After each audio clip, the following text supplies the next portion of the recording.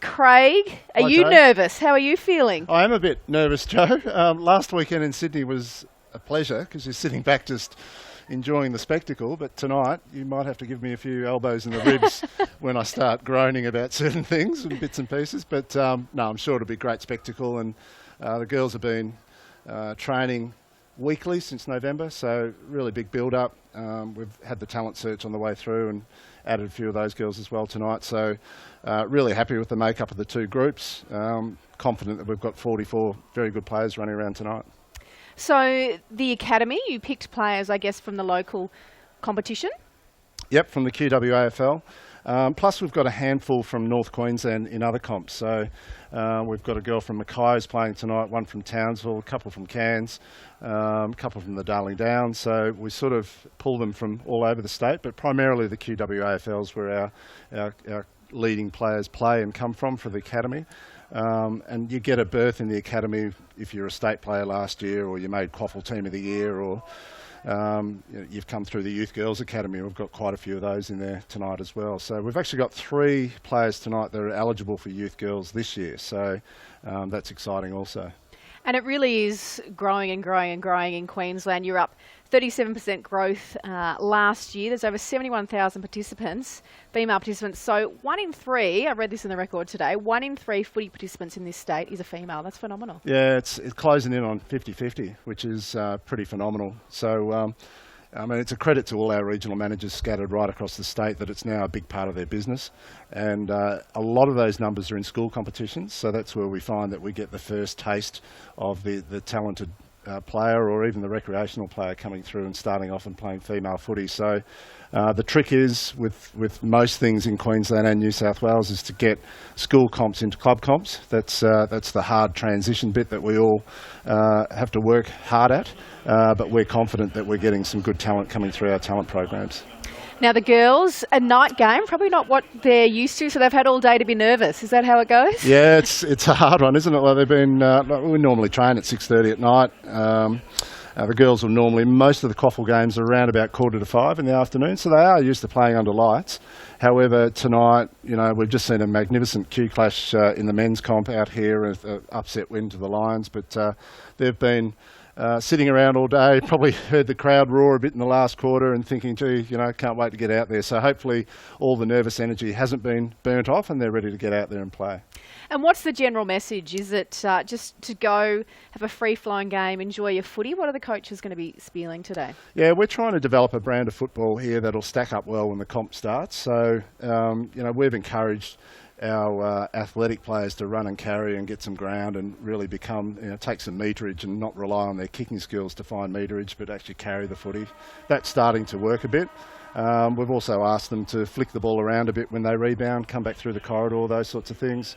And absolute number one priority is be as clean as you possibly can. So in a frenetic game like tonight will be, no doubt it'll be fumbly early, but I think you'll see the good players are the ones that are one touch and can move the ball fluently and not fumble.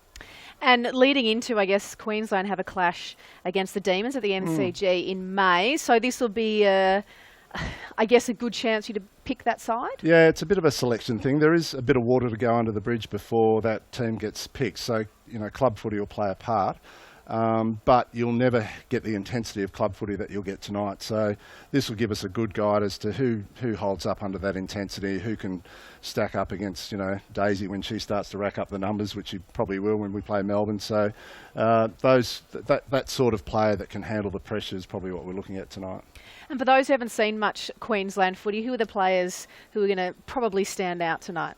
Yeah, I think that people will be familiar with the 6 or 7 that have played the exhibition games: Taylor Harris and Emma Zilke, Leah Kasler, Emily Bates, Jordan Zanchetta, that sort of ilk of player.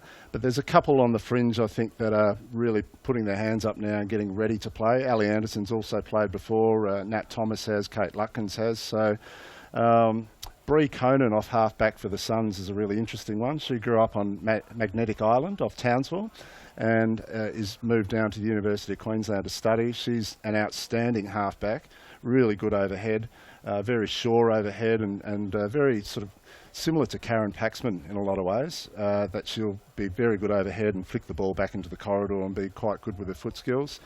I think our 3 youth girls will also catch the eye tonight. So Ariana Clark, who will play in defence for the Suns, Talia Randall, who we saw last year just about changed the game for the Western Bulldogs in the last game when she went into the ruck and helped us get close to Melbourne. And Shaylease Law is an Indigenous girl from Toowoomba who's absolutely lightning fast and very well skilled. She had her senior debut for Queensland last year and kicked 4 goals against New South Wales. And she's primarily, we've played her as a small forward. And she was All-Australian the youth girls last year as well. But I think it's now time for Shaylease to let it all happen through the midfield. So we're sort of looking forward to seeing her through the middle as my pen just exploded. And we've had those talent search days around the country, and you've got a few players who you, I guess, picked up as having some talent potential through that system. Yeah, Courtney Hill's an interesting one tonight, Joe. She's a fast bowler for the Brisbane Heat. So I just saw Courtney down in the change rooms down here. She uses these cricket change rooms for So Brisbane it's like coming Heat. home. And I said, what side do you prefer to be?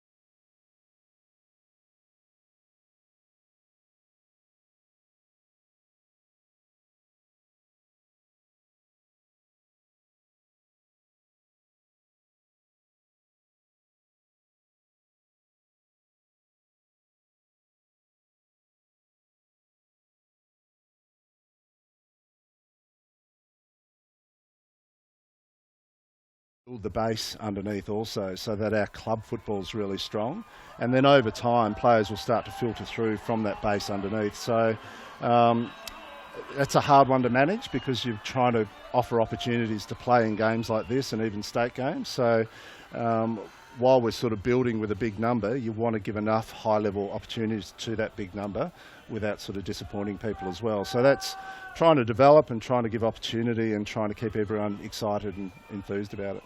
And we've talked about players coming from other sports and girls coming through youth girls. Do you think the little carrot of a national competition is going to get not only more players from other sports, but players, footy players, to stay with football?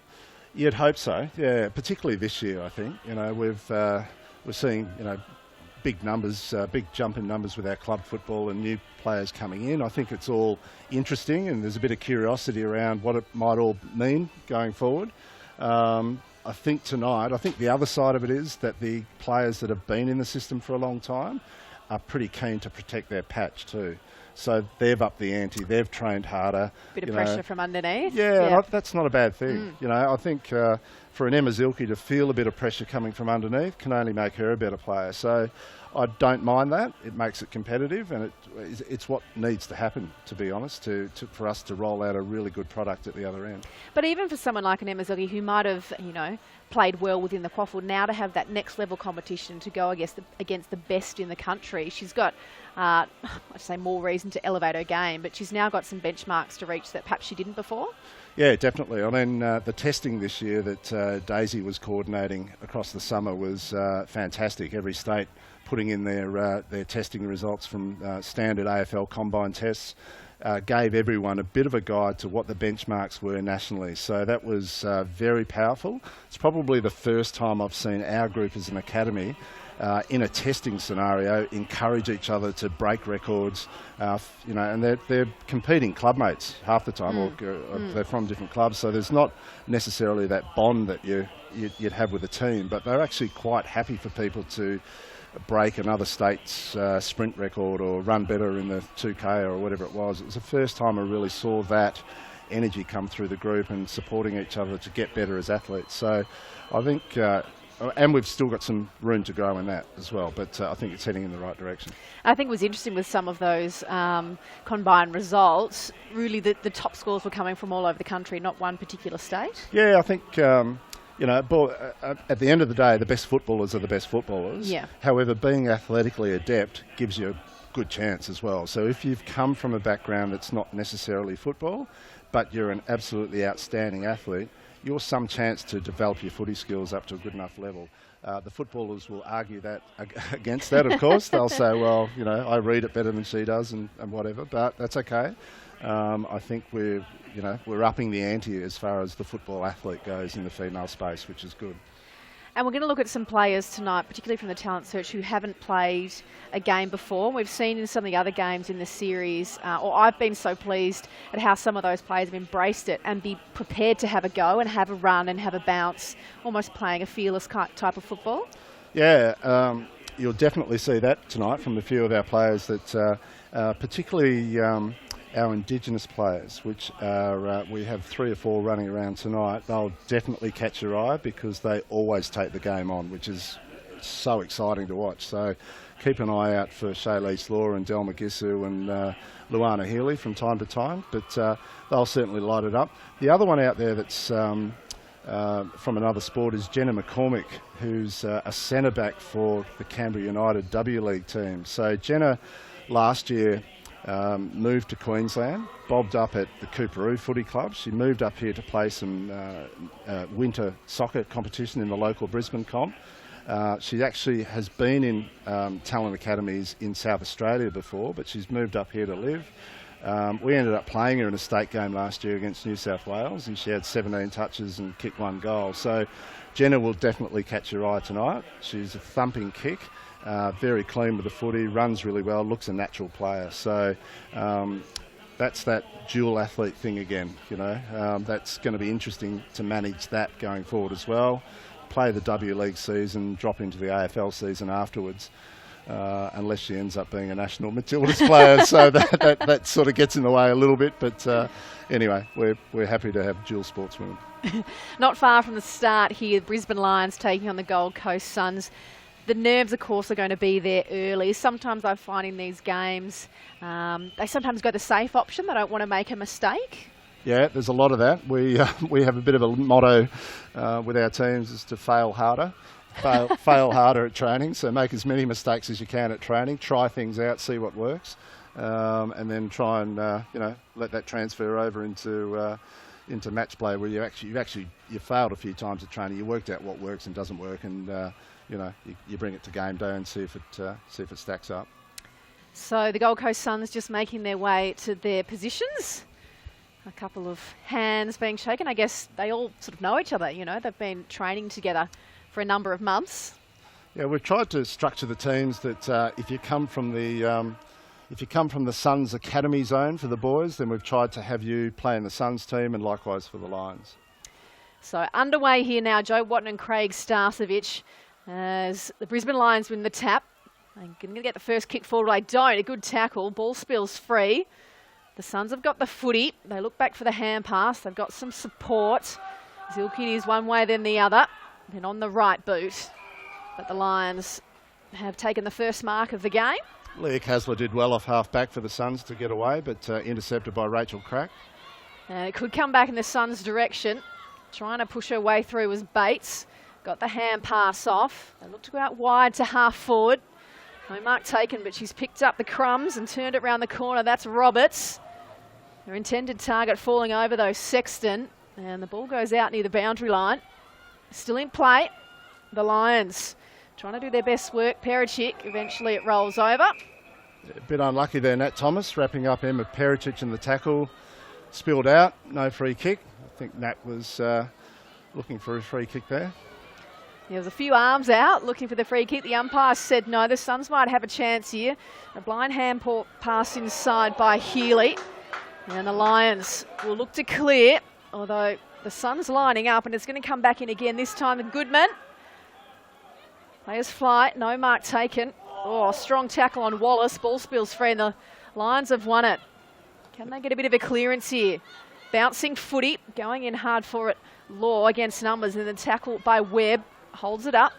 Hand pass out the back to the Suns. This goes to Goodman into the middle of the ground. And Zanchetta takes the mark. A couple of hands. Oh, a little bit of a give and go. Broke down in the last line. But the spill of the footy keeps the Suns in it. Diving on. Ball still shuffling around the half-forward line. Eventually the Lions should be able to clear. They get a hand pass, a couple of steps, and they're away.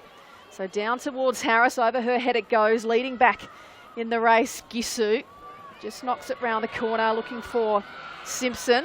She's got plenty of company. They fall in all over her back, and the umpire decides to come in and ball it up. A couple of good little passages of play there. Off half-back, Talia Randall giving it off to Emma Zilke to get away was a good bit of play. Here's Zilke again. And in towards goal, just offline, and the first score goes towards the Lions. And it's just the one behind. A couple of touches there to the Lions captain, Emma Zilke, but Selena Goodman's also been very good for the Suns so far, starting off in the ruck. Been one of our better athletes this year. The first mistake of the game, if you like. At full back. Yeah, someone stepped over the line. The Clark kicker for in. the kick in. Was it Ariana Clark has made put her foot on the line and no ball called and ball up. So a chance for the Lions to score. They've just got the one behind. 2.5 minutes gone in this first quarter.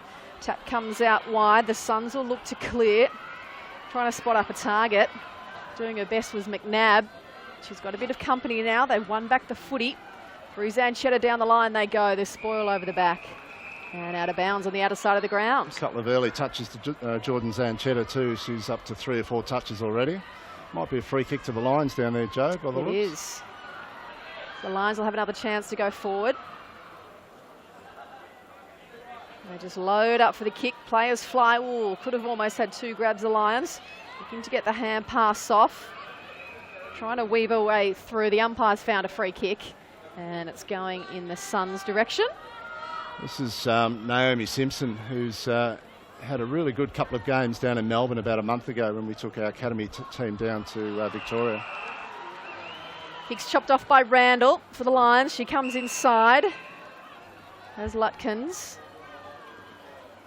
Head straight down the line. But it's the Suns who chop it off. And then a quick kick comes out wide. Which way will it bounce? Yes, through hands. They've still got it. On the right, the old check side hasn't got a left foot yet. That's all right, neither do I. They've still got the footy. They've made their way to the wing. And the kick will come in long from Conan. Well done, Bree Conan. And Nat Thomas to roll on quickly. Yes, plays on. Vacant goal square. Not sure she was going that way. She probably was looking for a teammate in Healy. She's got lots of attention. And the Lions have got a little poke, and Randall reel it in she can. Really good, Talia Randall. And then wheels around and has Young on the outer wing. Is he going to stay in for it? Just, yes. A good shepherd too. By Daniek, keeps the ball in, but they've turned it over on the wing. Outer side of the wing at the Gabba. The Suns look inside. A kick had too much carry. It goes over the back. Gives Thomas a chance, but she's lost the footy. And the Lions head up to half forward. A little bit of kick to kick. just one behind.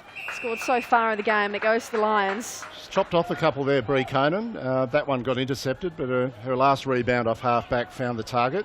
But expect her to be prominent tonight. Shearing pops it up. Had a bit too much on it. And the Suns on half-back. Players spread. Good bit of ball movement. They want to move it quickly. She's going to have to get rid of it. Does eventually Conan. And finds Sexton. Bree Conan's matched up on Shani Webb for the Lions, who are actually